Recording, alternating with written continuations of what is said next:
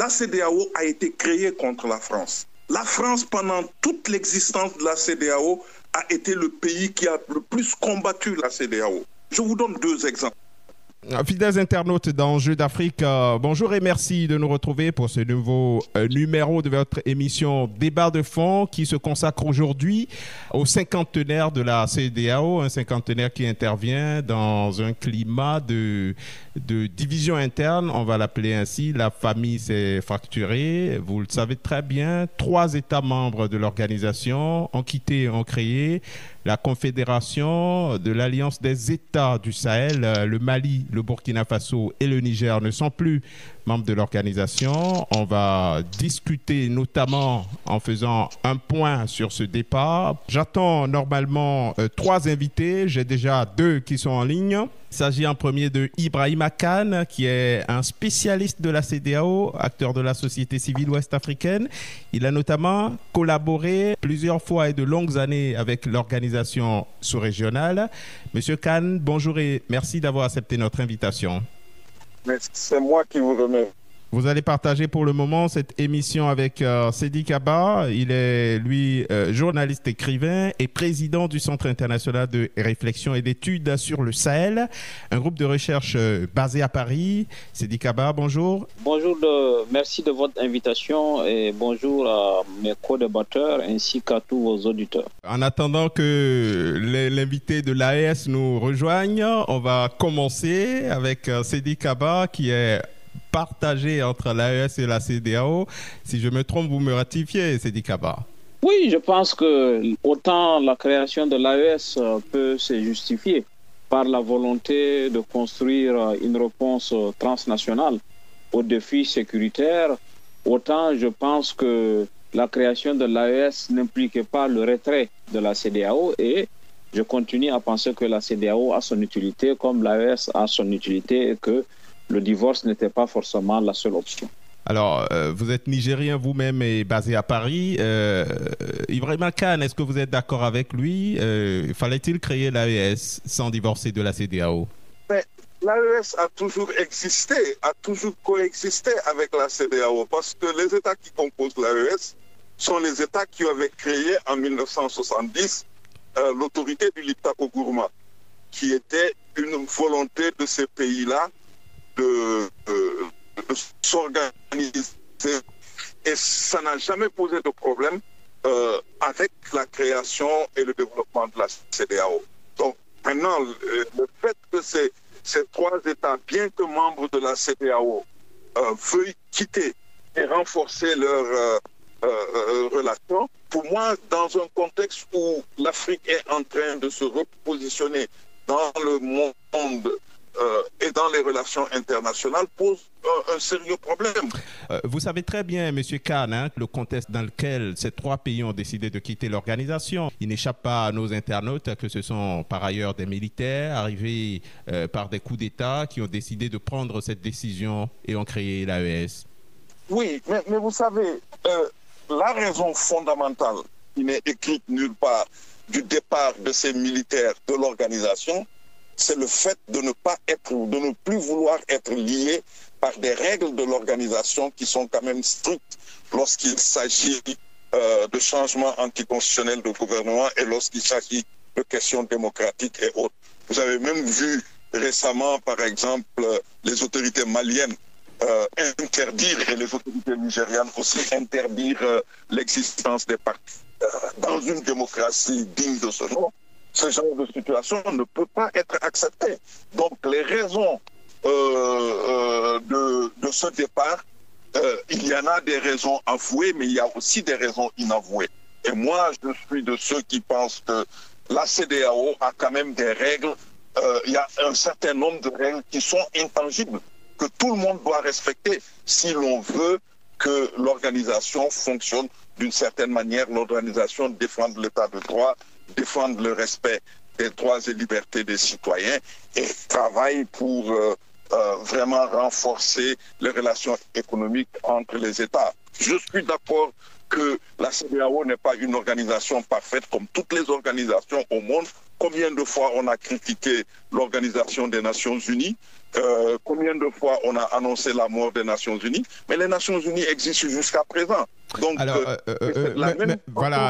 Monsieur Kane, on va revenir à vous le temps d'écouter Seydi Kaba. Vous disiez que les raisons inavouées, c'est que ces États-là ne voulaient plus se soumettre aux injonctions de la CEDEAO quant à ce qui concerne les coups d'État. Mais bon, officiellement, ils ont dit que l'organisation, la CEDEAO notamment, est manipulée par des puissances étrangères, la France notamment. Alors, Seydi Kaba, vous disiez que l'AES pouvait bien exister sans forcément qu'il y ait divorce.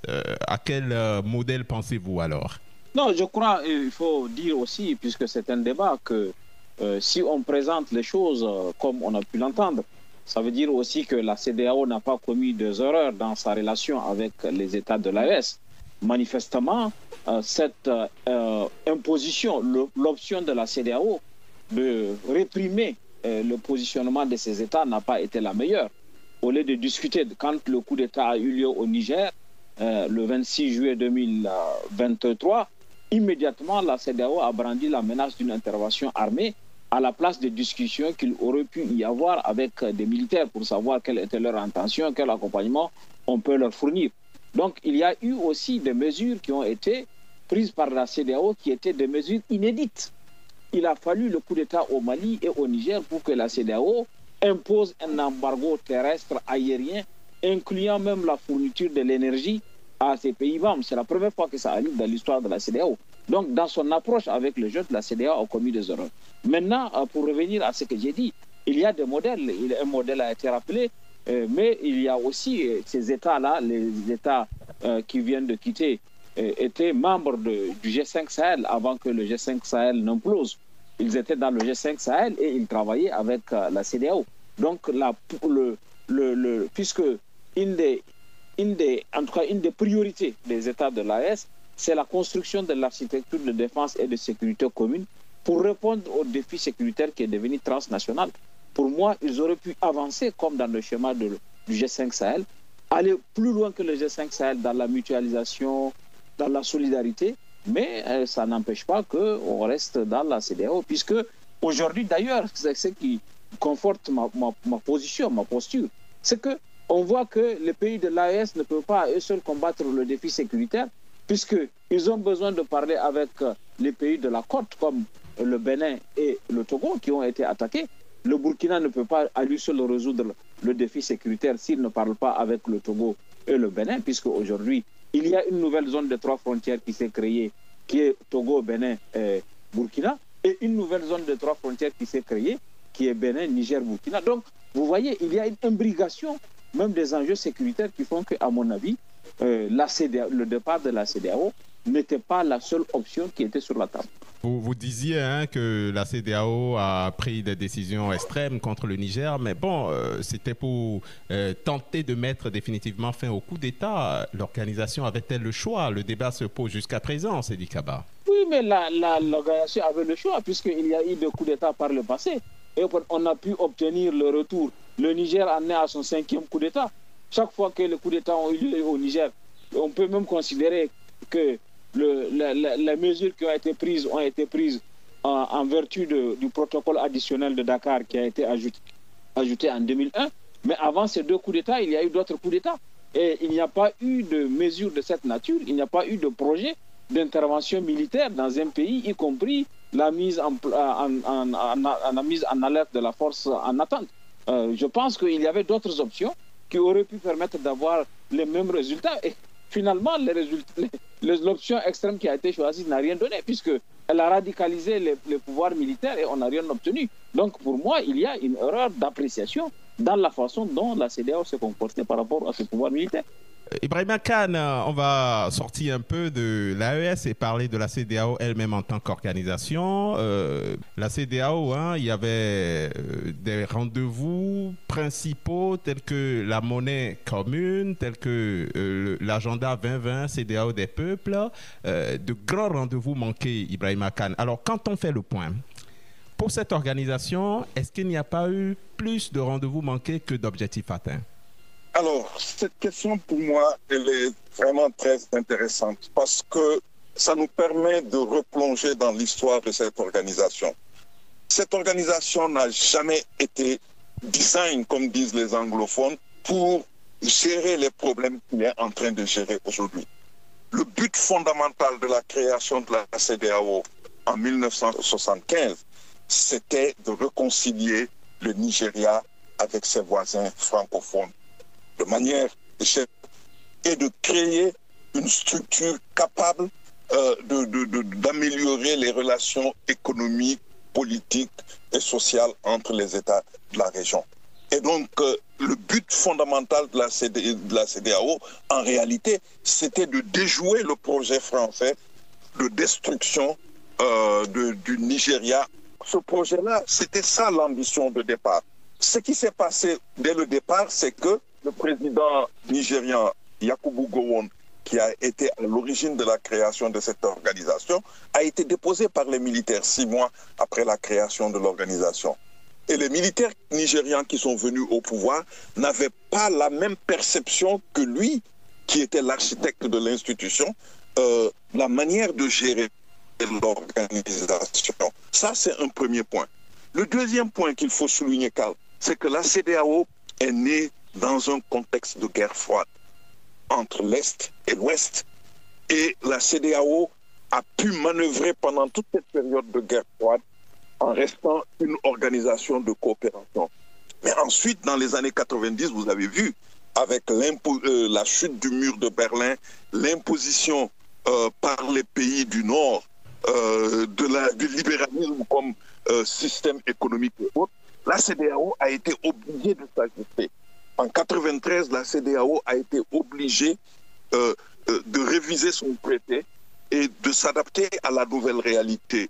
Et cette nouvelle réalité, c'était l'imposition d'une intégration économique. Et pendant cette période de libéralisation, la CEDEAO a fait face à des crises existentielles. Il y a eu 2 guerres civiles que la CEDEAO a été seule à résoudre, sans le soutien des États occidentaux. Vous voulez parler des guerres du Libéria et de la Sierra Leone notamment? Oui, des guerres du Libéria et de la Sierra Leone. Et aujourd'hui, avec la fin du Covid, avec la guerre en Ukraine, c'est un nouveau monde qui est en train de se redessiner. Et donc, nécessairement, la CEDEAO est obligée, dans ce contexte-là, de se repenser et de vraiment voir dans quelle mesure elle peut encore porter l'agenda, la vision qui est celle de ses fondateurs. Alors, Ibrahima Kane, s'il vous plaît. Juste un dernier point. Oui. La CEDEAO a toujours eu à faire face à l'hostilité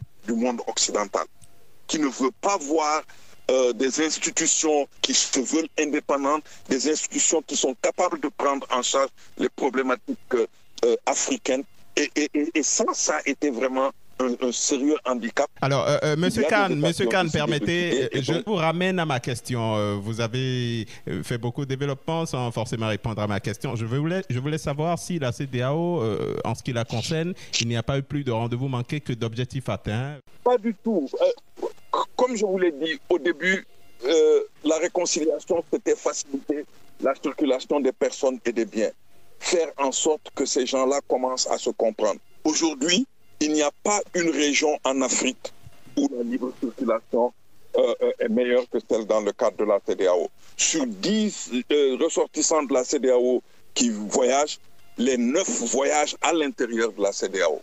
On n'a plus besoin de carte de séjour, bien sûr, il y a toujours des petits problèmes ça et là, mais théoriquement, on n'a plus besoin de carte de séjour, on n'a plus besoin de permis de voyager, on n'a plus besoin de visa et autres. Ça, c'est une première réussite. La deuxième réussite, on a créé une union douanière avec un tarif extérieur commun qui commence à produire un certain nombre d'effets et on a par le même biais, créer un certain nombre de choses qui, aujourd'hui, doivent faire la fierté de tous les Ouest-Africains. Le concept de citoyenneté ouest-africaine est une invention de la CEDEAO. Le financement autonome des organisations régionales avec les taxes à l'importation et à l'exportation, c'est une invention de la CEDEAO que l'Union africaine elle-même essaie de copier. La CEDEAO, jusqu'à présent, c'est la seule région en Afrique où tous les pays sont interconnectés du point de vue de l'électricité. Quand un pays en produit plus, il peut en vendre rapidement à un autre. Malgré tous les problèmes, ça veut dire que le projet en tant que tel, il est encore là, il est encore réalisable, mais ce sont les difficultés que les États, les uns et les autres, ont qui rendent la réalisation, je dirais, très difficile. N'oublie pas, Karl, que la région ouest-africaine est la plus pauvre du monde. 12 des 15 États membres qui constituent la CEDEAO sont des États les moins avancés du monde. C'est une région qui vit depuis presque 40 ans, 50 ans, depuis les années 70, on fait face à une sécheresse, mais extraordinaire, qui a pratiquement remis en cause les processus de développement de beaucoup de pays, surtout les pays du Sahel central. C'est aussi ce qui explique en grande partie la faiblesse intrinsèque qu'il y a dans la plupart de ces États. La plupart de ces États, et un rapport des Nations Unies vient de le prouver, que ces États-là sont faibles intrinsèquement. Si ces États-là sont faibles intrinsèquement et que la CEDEAO existe depuis 50 ans, on a des questions à se poser sur son efficacité, justement. Intégration économique, est-ce que l'objectif est effectivement atteint? Je vais demander à Sédik Abba. Alors, bon, la CEDEAO, c'est une organisation où on a l'impression que c'est la conférence des chefs d'État qui coiffe tout, qui dicte ses lois. La Commission, elle ne répond que de la conférence des chefs d'État. Le peuple passe en second plan. C'est peut-être une impression, mais c'est ce que pensent beaucoup de citoyens de l'organisation qui ne se sentent pas vraiment pris en compte par la CEDEAO. Est-ce que c'est une erreur d'appréciation ou bien c'est la réalité selon vous, Sédik Abba? Non, il y a des choses. Il a été énuméré un certain nombre d'acquis et de réussites de la CEDEAO, sur lesquels je suis absolument d'accord, concernant la libre circulation des personnes et des biens, concernant même l'existence d'une assurance automobile commune, concernant le passeport commun. Il y a beaucoup d'acquis. Mais il y a des faiblesses sur le plan de l'intégration économique même. Nous sommes aujourd'hui à un niveau d'échange entre les pays de la CEDEAO qui se situe entre 15, 19 et 20%. Beaucoup moins que 20%. Donc, il y a là aussi des choses qui auraient pu être faites, qui n'ont pas été faites. Il faut sans doute, à côté de réussite, voir les insuffisances et comment les corriger. Et une des faiblesses, c'est celle que vous avez évoquée.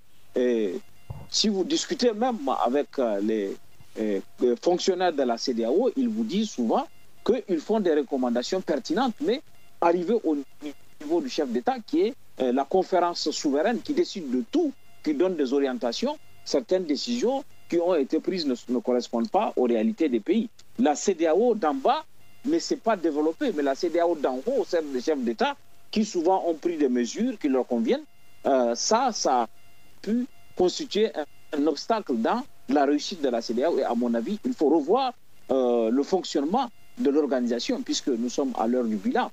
On ne va pas dire que la CEDEAO a complètement échoué, mais il faut la repenser pour que dans les années à venir, elle puisse être beaucoup plus efficace. Et une des raisons de cette efficacité, c'est de favoriser aussi l'implication de la société civile, des communautés dans le fonctionnement de la CEDEAO.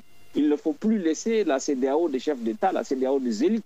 Il ne faut pas laisser la conférence des chefs d'État, qui parfois ressemble à un syndicat des chefs d'État, qui se protègent les uns les autres, prendre des décisions. Par exemple, lorsque vous prenez la question, puisque c'est la CEDEAO elle-même qui a fait en 2001 à Dakar le choix d'élargir son mandat au-delà des questions économiques, de regarder les questions de gouvernance économique, de gouvernance politique, de démocratie, des droits de l'homme. Si vous prenez cette dimension, il y a beaucoup de faiblesses.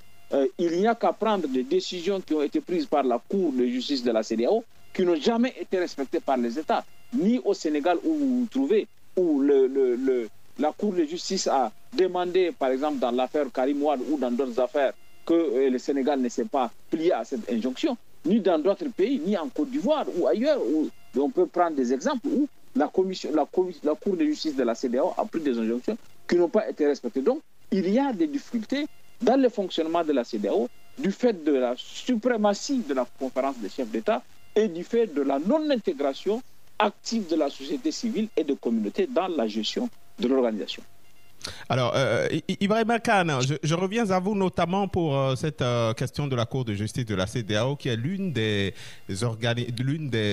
structures jugées les plus autonomes, les plus indépendantes de la CEDEAO. Mais comme le disait Sidi Kaba, elle prend des décisions que les chefs d'État bafouent, que les gouvernements bafouent à la rigueur. Le Bénin, par exemple, dans la Cour constitutionnelle, a pris une décision pour empêcher aux citoyens de pouvoir directement saisir la Cour de justice ou le pays estime que les décisions de la Cour de justice de la CEDEAO ne s'imposent plus à lui. Est-ce que les chefs d'État, finalement, ne font pas de cette organisation ce qu'ils veulent?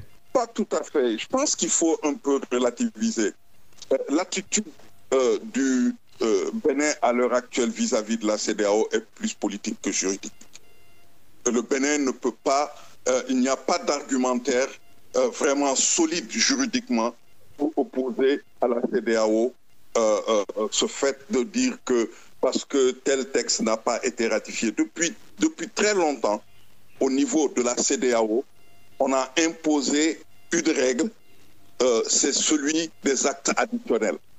Et la règle des actes additionnels veut dire que chaque fois qu'un acte additionnel est adopté par la CEDEAO, elle n'a pas besoin, cet acte-là, il n'a pas besoin d'aller devant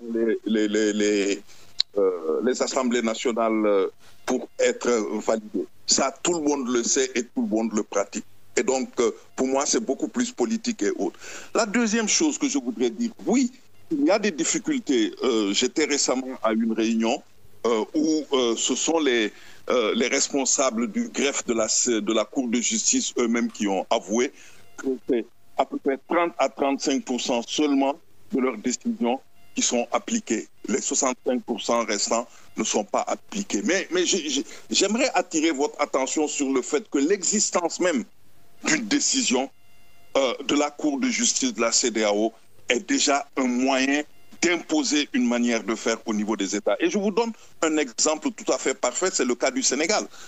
Quand Khalifa Sall est allé devant la Cour de justice de la CEDEAO et a dénoncé le fait que, étant député, son immunité parlementaire n'a pas été levée et on l'a condamné. La Cour de justice de la CEDEAO a fixé les règles du jeu et lorsque le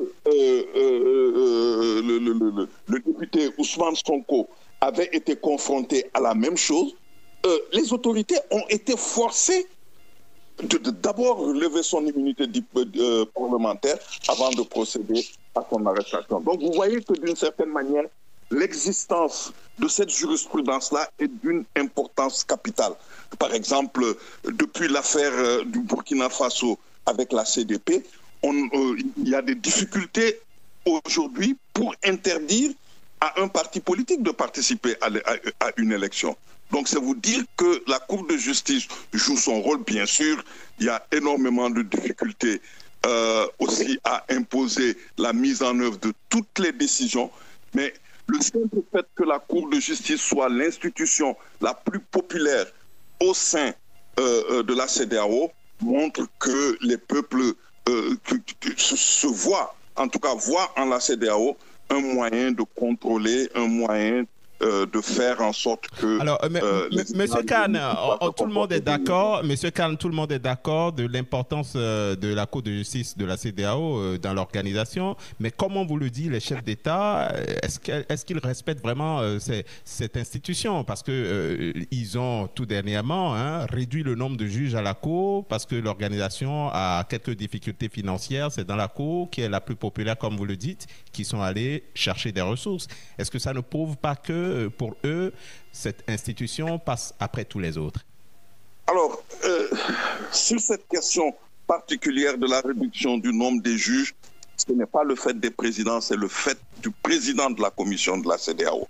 J'ai suivi ce problème de très près, Karl, parce que depuis 2006, quand la réforme de la CEDEAO avait été instituée, on avait parlé de la réduction du nombre de commissaires, pas du nombre de juges. C'est le président de la commission, de son propre chef, qui a demandé à cette compagnie anglaise qui était chargée de conduire la réforme, de réduire aussi le nombre de juges. Et d'ailleurs, dans beaucoup de discussions qui sont intervenues Après, et jusqu'à présent d'ailleurs, l'idée c'est de ramener ce nombre de juges-là à 7 parce que ce système de juges à 7 est vraiment un système qui permet à la Cour de fonctionner de manière efficace. Et j'ajouterais aussi, puisque vous parlez du poids de la conférence des chefs d'État, j'ajouterais aussi que dans le cadre juridique que la CEDEAO s'est donné, il y a un certain nombre de moyens juridiques qui ont été mis à la disposition du président de la Commission pour faire respecter les normes de la CEDEAO par les États. Par exemple, il y a un mécanisme qui permet que au président de la Commission, lorsque un État ne se conforme pas ni aux décisions, ni aux règles de la CEDEAO, de saisir la Cour de justice de la CEDEAO pour que la Cour de justice de la CEDEAO se prononce sur l'attitude de cet État-là. C'est la même règle qui existe en Europe, et en Europe, cette même règle a permis, par exemple, d'arrêter certaines tendances, comme par exemple lorsque la Pologne voulait vraiment mettre sa Cour suprême au pas, ou beaucoup d'autres choses dans beaucoup de pays. C'est l'intervention du président de la Commission qui a fait en sorte que les États reviennent à la raison et les États respectent. Mais ici, les présidents de la Commission pensent qu'ils sont au service des présidents de la République.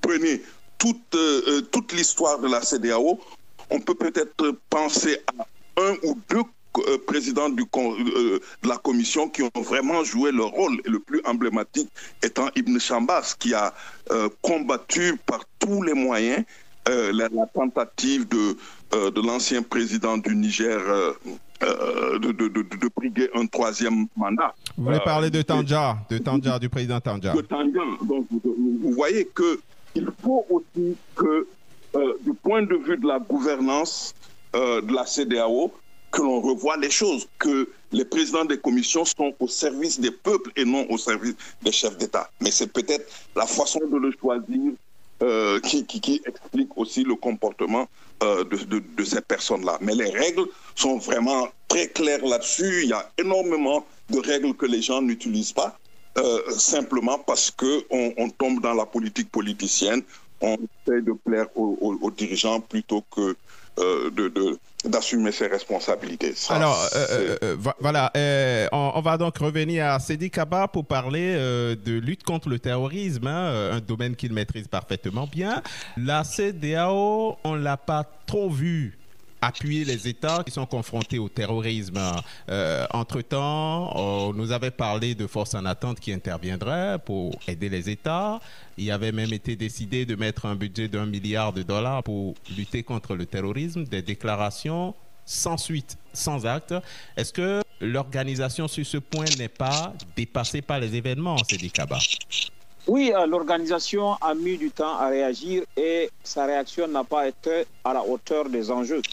Un des reproches qui a été fait à la CEDEAO, qui a pu être écouté, c'est que comment la CEDEAO, lorsqu'il y a eu des attaques importantes comme en fin novembre 2019, début janvier 2020 au Niger, à Inates, à Chinagoder, où le pays a perdu au total entre 250 et 300 hommes, la CEDEAO n'avait pas à l'époque envisagé de venir au secours du Niger. Et vous savez, c'est ce type de reproches qui ont été faits à la CEDEAO, et je constate moi-même avec les autres que la CEDEAO n'a pas assumé le leadership qu'elle aurait pu avoir dans la lutte contre le terrorisme. À partir du moment où la menace était devenue transnationale, qu'elle a débordé le Mali pour arriver au Niger, au Burkina, et à ce moment-là, déjà, la CEDEAO, à mon avis, aurait pu prendre le leadership de la lutte contre le terrorisme avec sa force en attente et en apportant de la solidarité aux États qui sont concernés. Mais les États ont été laissés à eux-mêmes, on les a laissés se débrouiller, et la menace s'est propagée du Sahel vers le golfe de Guinée, avec aujourd'hui le Bénin, le Togo, la Côte d'Ivoire qui a déjà été attaquée, et des risques pour le Ghana aussi.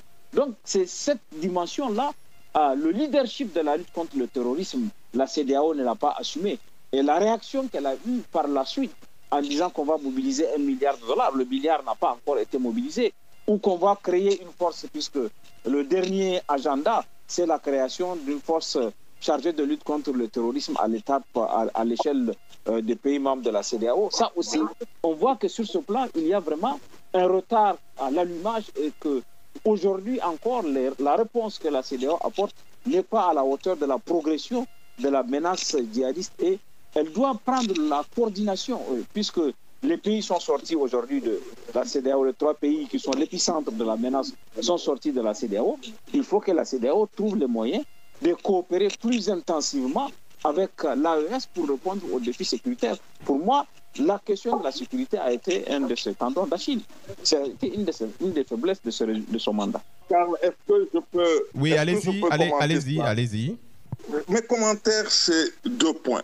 Le premier point, c'est de dire ce n'est pas parce que la CEDEAO n'a rien fait là, c'est parce que les autres États, pendant un certain temps, ils étaient sous la coupe des Européens, ils ont refusé à la CEDEAO d'intervenir.